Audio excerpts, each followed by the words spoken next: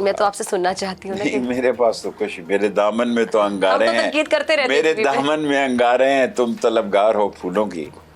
सो मेरे पास तो कहीं तरक्की की वो सूरत हाल जो अगर आप कहें कि किसी की वजह से हुई है और साहब हैसियत लोग टूर्स करते हैं और उससे वहाँ मजदूरी पैदा होती है, लोग कारोबार में इजाफा करते हैं और लोगों को रोजगार मिलता है, होटल चलते हैं। सो ये इलाका काफी डेवलप कर रहा है और सस्ता भी है। ठीक है। अच्छा, ये शेख साहब, ये जो चिल्ला काटा था, मैं ज्यादा उस डिटेल में नहीं जाना चाहती, आप ज्यादा अवॉइड करते हैं, मतलब अब सियासत के बाद अब नहीं करते ज्यादा, पता नहीं क्यों, क्योंकि आपने रिटायरमेंट मेरा चिल्ला वाकई बड़ा सख्त होता है। मेरे इनसे बड़े अच्छे तल्लुकात थे, क्यों उठा के 40 दिन के लिए ले गए, लेकिन मुझे कोई तशद्दुद नहीं किया कोई मेरे साथ, सिर्फ एक गार में छोड़ दिया 40 दिन के लिए। वहाँ मैंने एक सांप भी मारा अंदर उसका। अच्छा, रात के वक्त। छोटा सांप था, बड़ा सांप? छोटा था। अच्छा, छोटा था। और नहीं, जब आपने सांप मारा आप सो रहे थे, जाग रहे थे? आपने जाग रहा था, मेरे सामने वो आया बाथरूम के पास, फिर मैंने उसको मारा। और खुद से मारा? आवाज नहीं दी किसी को? किसी को आवाज नहीं।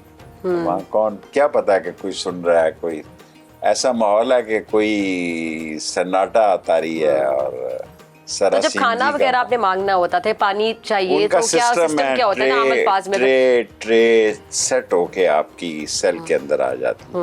तो फिर ये मामला वहां तक पहुंचे कैसे? आपने भी खुद कहा ना कि आप एक्सपेक्ट नहीं कर रहे थे कैसा होगा। पता नहीं, मैंने नहीं सोचा। एग्जैक्टली कितने दिन रहे थे आप? 40 दिन। तभी चिल्ला हो गया ना? हाँ जी, तभी चिल्ला हो गया। उसका नाम भी चिल्ला उन्होंने ही दिया। उन्होंने कहा जी आपका चिल्ला पूरा हो गया है, लेकिन उसके बाद भी मैंने 23 दिन काटे। वो तो वैसे ही, जेल में तो चीजें सारी मिल जाती हैं खाने पीने। तो चिल्ले से हासिल क्या हुआ? कुछ भी। मैंने इंटरव्यू में कोई ऐसी बात नहीं कही जिस पर मैं आज आपके सामने शर्मिंदा हूँ। तो अब सियासत से आपने रिटायरमेंट ले ली, तो रिटायर्ड कब रिटायर लिया है? अभी आप कब? सिर्फ इंटरव्यू नहीं दे रहा, कोई टीवी में वो सूरत हाल नहीं रही है। सारे चैनलों के लाइसेंस मैंने जारी किए। जी सारे लाइसेंस मैंने जारी किए। ठीक है। और आप मेरी बेटियों की जगह है। आपने हमेशा मुझे बेटी कह के रिगार्ड दी और मैं बड़ा, मेरे लिए ऑनर की बात है। मैं बुजुर्ग आदमी हूँ अब। जी। आप मेरी बेटी की तरह, आपने कहा ईद शो करना, तो पहला ईद शो मैं आपके साथ कर रहा हूँ। बहुत शुक्रिया शेख साहब। सियासत में जिस तरह आपका एक किरदार हमेशा रहा और आपने बहुत छोटी उम्र से, टीन एज से स्टार्ट कर लिया। मैंने बल्कि आपकी वो किताब भी पढ़ी थी जो मुझे आपने लास्ट टाइम दी थी, उसमें अपना सारा वो बताया। बल्कि मुझे वो बड़े मज़े की इंटरेस्टिंग स्टोरी लगी कि वो बात लंबी चली जाएगी कि आप खाना खाने चले गए थे और दूसरी पार्टी की आप लालटेन लेके फिरते होते थे साइकिल पे। आपसे पूछा गया कि भाई आप बच्चा था ना, साइकिल चलाता था, मैं मादरे मिल्लत का स्टेज सेक्रेटरी था। जी। और मैं बचपन में ही मेरा कोर्ट मार्शल हो गया। और आप खाना खाने वहां चले गए, फिर आपने किताब में लिखा। मैं साइकिल चलाता कैंपेन करता था, भूख था, मैं अंदाजा नहीं कर सका। और एग्जैक्टली अपनी उम्र भी बताए ना, तब क्या थी? 7वीं 8वीं। जी, आपने यही लिखा हुआ था। 13 साल के, शायद 12 साल। जी। ठीक, 2 साल और लगा लो, चले 14 साल कर लेते। तो देग में से वो चावल बांट रहा था, तो मैंने भी अपना हिस्सा लिया। तो उसने आगे मुझे मारा भी। उसने कहा माल हमारा खाता है और कैंपेन मादरे मिल्लत की करता है। तो ऐसा होता रहता है जिंदगी में। जिंदगी में भी बाज ऐसी बातें हो जाती है कि लियाकत बाग के जलसे में शेख अब्दुल्ला का जलसा और मादरे मिल्लत का जलसा, 2 जलसों का मैं स्टेज सेक्रेटरी था। बच्चा था, लेकिन मेरी आवाज़ में उस वक्त बड़ी गरज थी। आज जैसी थकी हुई और मेरे फरसुदा किस्म की जुबान नहीं थी, बड़ा जोश लेकिन था। अभी आप बड़ा एनर्जेटिक बोल लेते हैं। अगर बोलने पे आऊं तो, अगर डिपेंड करता है, आमद हो कोई मैं तैयारी करके नहीं जाता।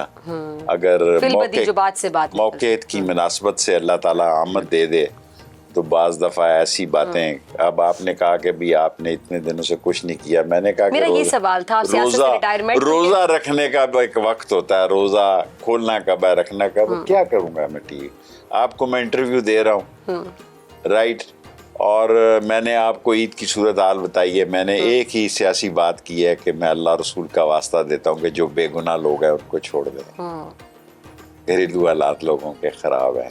अच्छा, नवाज शरीफ साहब से क्या गिले, क्या नाराजगियां थी? कोई गिला नाराजगी नहीं थी, बस एक बंदे से तल्लक हो गया दूसरी तरफ, और एक ही बंदे से तल्लक रखा और उसकी पार्टी से नहीं रखा, अपनी पार्टी अवामी मुस्लिम लीग रखी और उससे तल्लक रखा। तल्लक नहीं, 40 दिन चिल्ला काट लिया, लेकिन उसके खिलाफ कोई प्रेस कॉन्फ्रेंस में बात नहीं की, और उसी से मिलता हूँ। तो आगे क्या मुस्तकबिल देख रहे हैं उनका? इस मुल्क में तो किसी का कोई मुस्तकबिल नहीं है, इक़्तिदार ही अगर मुस्तकबिल है तो ये तो कई दफ़ा इक़्तिदार में आ चुके हैं। शेख साहब इतनी मायूसी, मायूसी शेख रशीद नहीं। साहब इतने मायूस कैसे हो सकते?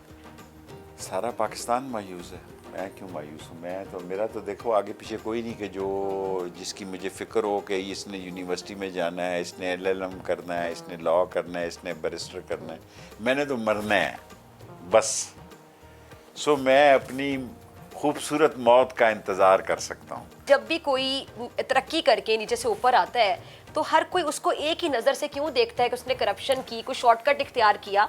आई होप कि आपको मेरा सवाल बुरा नहीं लगा, क्योंकि हमारे यहाँ अमूमन लोग कहानियां बना लेते हैं। शेख साहब, मेरा दादा रेशम का काम करता था, मेरा बाप करता था, मेरा एक भाई करता है अभी।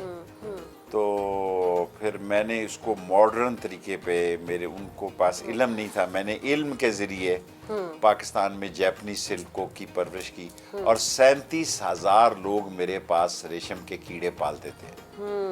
सो मैं 40,000 कीड़ों के पैकेट मंगवाता था, वही रेशम बना के मैं जापान आपने मेहनत की बहुत ज़्यादा। मेहनत, मैं सोता ज़्यादा नहीं हूँ, और आपका एक बयान है ना, आपने कहा कि कब्र में भी तो जाके सोना ही है ना। मैं ये सब लोगों से नफ़रत करता हूँ। लोग सारी रात सोते हैं। अभी मैं गया हुआ था कहीं वक्त, तो मैं 8 बजे सो जाता हूँ, तो लोग मेरा मजाक उड़ाते हैं, लेकिन मैं सुबह फजर की नमाज पे उठता हूँ, ये तो बड़ी एक अच्छी नमाज रूटीन है शेख पढ़ता हूँ। साहब। 4 जल्दी टाइम से नमाजें सो- और भी पढ़नी चाहिए मुझे। आप सिर्फ लेकिन फजर पढ़ते हैं?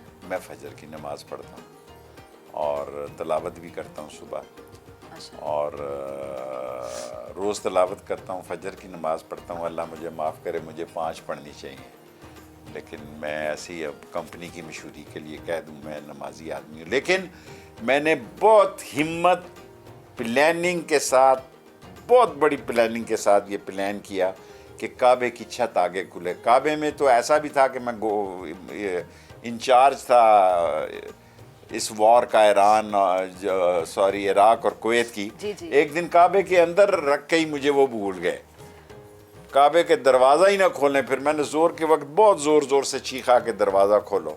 लेकिन ये मेरा ज़िंदगी का एक जो मिशन था, एक तो सियासी मिशन था कि मैं अक़वाम मुत्तहिदा को एड्रेस करूं जब 100-150 सरबराह बैठे, उस वक्त सारे सरबराह जाया करते थे। और दूसरा मेरा ज़िंदगी का मिशन था कि अल्लाह मैं काबे की छत पे नमाज पढ़ लूँ मरने से पहले। और दोनों दुआएं आपकी कबूल हो गई। दोनों 4 आदमियों ने पाकिस्तान में काबे की छत पे नमाज पढ़ी है, जिसमें मैं एक शामिल हूँ।